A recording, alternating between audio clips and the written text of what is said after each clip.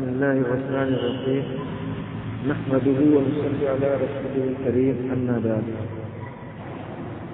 حضرت پیر ذوالفقار احمد صاحب دامت برکاتہ کی کتاب مملک روحانی امراض سے مضمون سنانے کا سلسلہ چل رہا ہے. اس وقت بات چل رہی ہے حرص اور طمع. تو حرص کی بہت سی قسمیں ہیں، زیادہ کھانے کی حوث، اسی طرح شہوت کی حوث جس کی وجہ سے بدنگاہی اور زنا کا صدور انسان سے ہوتا ہے.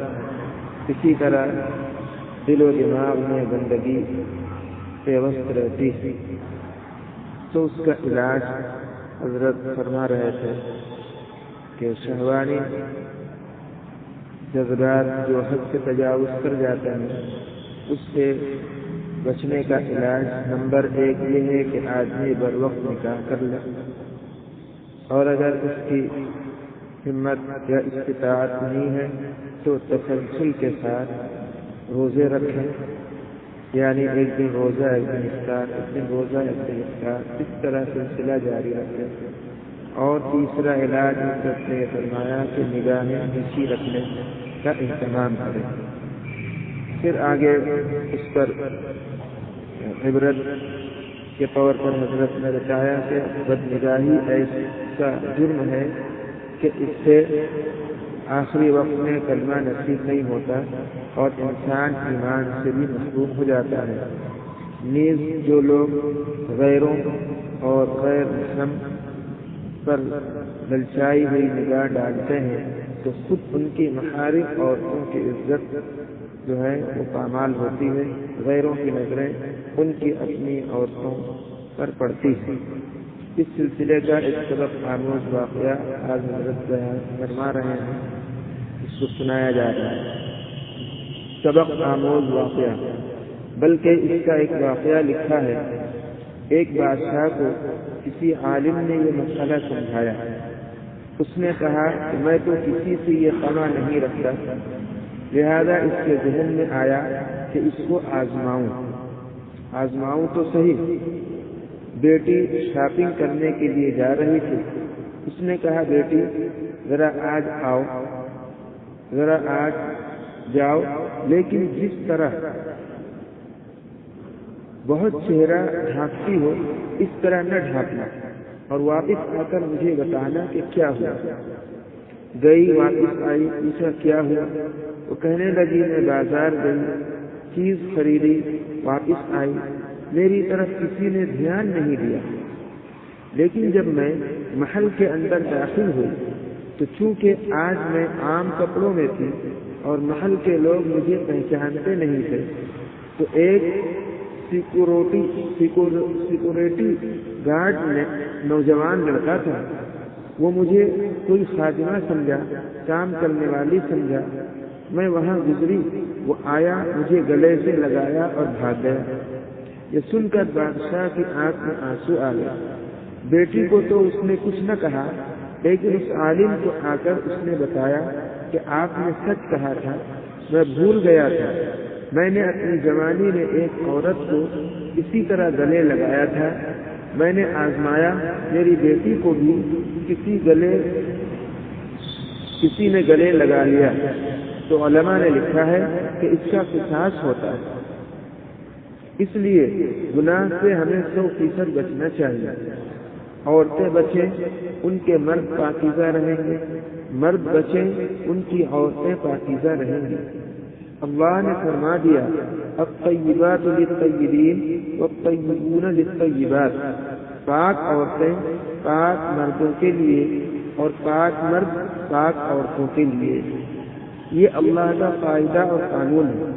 تو اس گناہ سے 100% بچنے کی کوشش کرنی چاہیے.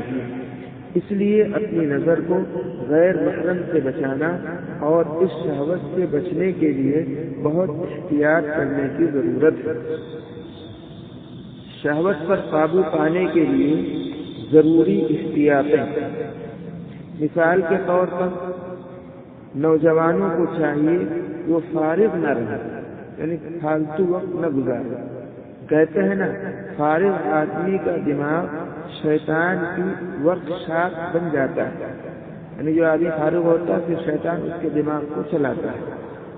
میرے پاس ایک دفعہ ایک نوجوان آیا، مجھے کہنے لگا کہ حضرت میں آپ کو اپنی حالت کیا عرض کروں، میں نماز بھی پڑھ رہا تھا، زنا کرنے کا پروگرام بھی بنا رہا تھا۔ نوجوان یہ بات کر رہا ہے تو ایک تو فارغ نہ رہے، اپنے آپ کو کاموں میں مصروف رکھیں، بچوں کو بھی مصروف رکھیں۔ دوسرا، کبھی بھی نوجوان فارغ ہو تو ان کو تنہائی میں نہ رہنے دیں۔ یہ جو آج کل ہم نے اپنے گھروں میں ایسے مختص کر دیے کہ جو یہ میرے بیٹے کا کمرہ، یہ میری بیٹی کا کمرہ، یہ درست نہیں۔ بچے سارا دن کنڈی لگا کر اکیلے پتہ نہیں کیا کرتے رہتے ہیں۔ آپ کو کیا پتا کنڈی لگا کر وہ وقت کیسے گزار رہا ہے، ٹی وی دیکھ رہا ہے، کمپیوٹر پر، انٹرنیٹ پر وہ چیٹنگ کر رہا ہے، فون پر بات کر رہا ہے، کیا اس کا حال ہے پتہ ہی نہیں۔ تو نوجوان بچوں کو الگ کمرے اول تو دے نہیں، دے تو 2 بھائیوں کو ٹھہرائیں، 2 بہنوں کو ٹھہرائیں، اور ان کو بھی کہیں کہ کنڈی نہیں لگا سکتے، اور ساتھ یہ بھی کہیں بیٹے کے کمرے میں جب چاہے باپ دروازہ کھٹکھٹا کر جا سکتا ہے، اور بیٹی کے کمرے میں جب چاہے ماں ہلکا دروازہ کھٹکھٹا کے جا سکتی ہے، پھر یہ سیدھے رہیں۔ دیکھیے ہمارے اکابرین کیسی باریکیاں باقی ان کے دماغ میں یہ باتیں پہنچتی ہیں جو اصلاح کے لیے بہت ضروری ہے۔ ہم تو ان کو خود ماحول مہیا کر دیتے، اور آج کل یہ جو چوری ٹریڈ سسٹم ہے، اس میں کسی نے کوئی نمبر لکھوا دیا، کریڈٹ 10 گھنٹوں کا آ جائے گا، باپ سے مانگنا ہی نہیں پڑتا، کیا ضرورت ہے ابو سے مانگنے کی؟ جس نے بات کرنی ہے وہ کریڈٹ کا نمبر دے دیتا ہے، یہ ڈال دو، اس میں کریڈٹ 10 گھنٹے، اور ٹیلی فون کمپنیوں نے بھی اس لیے اپنا سلوگن بنا لیا، کرو بات ساری رات۔ ان کو پتا ہے کہ نوجوان کیا کرتے ہیں، صبح اٹھتے ہیں آنکھوں میں نیند ہوتی ہے، ماں کو ترس آ رہا ہوتا ہے، میری بیٹی بیچاری ساری رات پڑھتی رہی، امتحان کی بڑی فکر لگی ہوئی ہے۔ دوسرا، تنہائی میں اکیلے نہ رہے، بغیر نیند آئے ان کو بستر پر نہ جانے دیں۔ یہ باتیں بچوں کو سمجھانی چاہیے۔ ہر وقت ڈنڈا لے کر کوئی نہیں بیٹھتا، عادت ایسی ڈالیں جب بچے کو نیند آ رہی ہو، وہ گر رہا ہو نیند سے، تب بستر پر جائے اور سو جائے۔ بس ایسے وقت جائے جب اس کو یہ یاد نہ ہو کہ میں نے تکیے پر سر پہلے رکھا تھا یا نیند پہلے آئی تھی۔ اسی طرح بچوں کو بیت الخلاء میں ضرورت سے زیادہ دیر لگانا، اس پر بھی ماں باپ کو نظر رکھنی چاہیے۔ ایک ٹائم ہے نہانے کا، قضاء حاجت سے فارغ ہونے کا، بچے جائیں اور اس میں ضرورت سے فارغ ہو کر نہا کر باہر آ جائیں۔ جب ضرورت سے زیادہ ٹائم وہاں پر لگنا شروع ہو جاتا ہے تو اس کا مطلب ہے کہ شیطان کو وہاں پر بچے سے گناہ کروانے کا موقع مل جاتا ہے۔ بتاؤ آج کل یہ باتیں کوئی بتائے تو عوام لوگ کہیں گے یہ تو پاگل ہو گئے، لیکن یہی مواقع ہوتے ہیں جس میں چوریاں ہوتی ہیں، بچے بدماشیاں کرتے ہیں۔ بچوں میں فحش مذاق کی عادت ختم کریں۔ ہنسی مذاق ٹھیک ہے، مگر فحش مذاق کرنا، گندی باتیں اس میں جو آتی ہیں، یہ بھی انسان کے جذبات کو بھڑکا دیتا ہے۔ اور نوجوانوں کو دیکھا وہ تو کرتے ہی ایک دوسرے کے ساتھ فحش مذاق ہے، یہ چیز انسان کے لیے بہت زیادہ نقصان دہ۔ اور کبھی کبھی بچوں کو سبق بھی دیا کریں، جیسے جلتی آگ کی طرف اشارہ کر کے کہیں بیٹو ذرا اس آگ میں انگلی ڈال کر تو دیکھو، انگلی ڈال سکتے ہو؟ وہ کہے گا نہیں امی انگلی جلتی ہے۔ تو بیٹے دنیا کی اس آگ میں انگلی جلتی ہے، تو جو آگ دنیا کی آگ ہے 70 گنا زیادہ سخت ہوگی، اس میں قیامت کے دن ڈالے جاؤ گے تو کیا حال ہوگا؟ دنیا کی آگ سے عبرت دلائیں، بتائیں بچوں کو کہ ہم تو دنیا کے 2 گھنٹوں کے سامنے ذلت برداشت نہیں کر سکتے، قیامت کے دن ساری مخلوق کے سامنے کی ذلت ہم کیسے برداشت کر سکتے ہیں؟ تو بچوں میں خدا خوفی پیدا کریں، نیکی کی نصیحت کرتے رہیں۔ یہ چند احتیاطیں رکھیں گے اور وقت پر بچوں کے نکاح کر دیں گے تو آپ دیکھیں گے گھروں کے ماحول سے زنا اور اس کے متعلقہ گناہ یہ تقریباً ختم ہی ہو جائیں گے، بہت پاکیزہ ماحول ہو جائے گا۔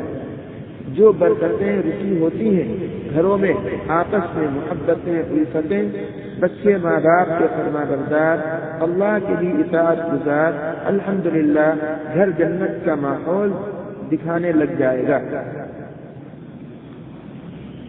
علاج نظریہ مراقبہ، کچھ مراقبہ وغیرہ کی تلقین کرنی چاہیے۔ ذکر اللہ کی کثرت بھی شہوت کا بہترین علاج ہے۔ ذکر کی نورانیت شہوت کی حیوانیت کو ختم کر کے رکھ دیتی ہے۔ سلسلہ نقشبندیہ میں لطیفہ قلب کا مراقبہ اس بیماری کا بہترین علاج ہے۔ مشائخ نے فرمایا کہ شہوت کی بیماری کا تعلق لطیفہ قلب سے ہے۔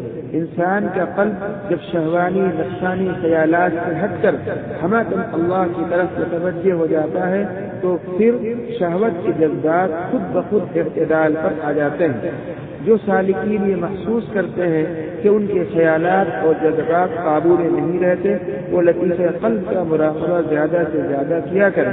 اگر کسی وقت نفس کسی شہوت کی طرف بہکائے تو کچھ دیر کے لیے ذکر کی طرف متوجہ ہو جایا کریں، کیونکہ شہوت کا جو تقاضا انسان کو مجبور کرتا ہے تھوڑی دیر کا ہوتا ہے۔ اس لیے کہنے والوں نے کہا، طبیعت کی رو زور پر ہے تو رک، طبیعت کی رو زور پر ہے تو رک، نہیں تو یہ سر سے گزر جائے گی۔ ہٹا لے خیال اس سے کچھ دیر کو، چڑھتی ہے ندی یہ اتر جائے گی۔ یہ جذبات جب بیدار ہو جاتے ہیں، تھوڑی دیر انسان اپنے آپ کو اللہ کی طرف متوجہ کر لے، چڑھتی ندی خود ہی اتر جاتی ہے۔ کر نفس کا مقابلہ ہاں بار بار تو، خواجہ عزیز حسن مظہور رحمۃ اللہ علیہ کا شعر ہے جو حضرت ثانی رحمۃ اللہ علیہ کے اجل خلفاء میں سے۔ ہاں نفس کر نفس کا مقابلہ ہاں بار بار تو، 100 مرتبہ بھی ہار کے ہمت نہ ہار تو، اس کو پچھاڑ کر بھی نہ پچھڑا ہوا سمجھ، ہر وقت اس کمی سے رہ ہوشیار تو۔ کبھی اس کے اوپر انسان اعتماد نہ کرے یعنی نفس پر، اور اگر انسان بار بار گناہوں میں مبتلا ہوتا رہے تو توبہ بھی بار بار کرتا رہے، توبہ میں دیر نہ کرے۔ نہ چت کر سکے نفس کے پہلوان کو تو یوں ہاتھ پاؤں بھی ڈھیلے نہ ڈالے، ہر ایک اس سے ہے کشتی عمر بھر کی، کبھی یہ دبا لے کبھی تو دبا لے۔ پوچھنے والے نے کہا جی کہ میں نے کبھی نہیں دبایا، نفس ہی ہمیشہ مجھے دباتا ہے۔ تو انہوں نے جواب دیا، جو ناکام ہوتا رہے عمر بھر بھی، بہرحال کوشش تو عاشق نہ چھوڑے۔ یہ رشتہ محبت کا قائم ہی رکھے، جو 100 بار ٹوٹے تو 100 بار جوڑے۔ اللہ سے محبت کا یہ رشتہ قائم رکھیے۔ اگر گناہ کی وجہ سے 100 مرتبہ ٹوٹتا ہے، آپ 100 مرتبہ اسے پھر جوڑ دیں، یعنی توبہ کر لیں۔ جوڑے بغیر اطمینان نہیں آنا چاہیے۔ تو جب انسان ذکر کرتا ہے تو قلب سے یہ ناجائز قسم کی خواہشات جو ہیں یہ ختم ہو جاتی ہیں، دل پرسکون ہو جاتا ہے۔ اللہ رب العزت سے دعا ہے کہ وہ ہمیں پاکیزہ زندگی گزارنے کی توفیق عطا فرمائے۔ سبحان اللہ